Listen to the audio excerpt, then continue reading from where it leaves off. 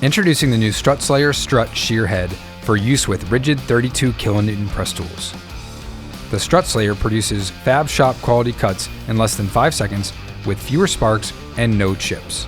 This tool cuts up to 12 gauge mild steel strut channel. Get a smooth cut on 1 5/8 by 1 5/8 and 1 5/8 by 13/16 strut.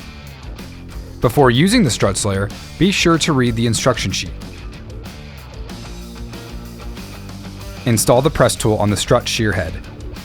Use the strut shear head as a benchtop unit on the ground or mounted on a rigid tri-stand.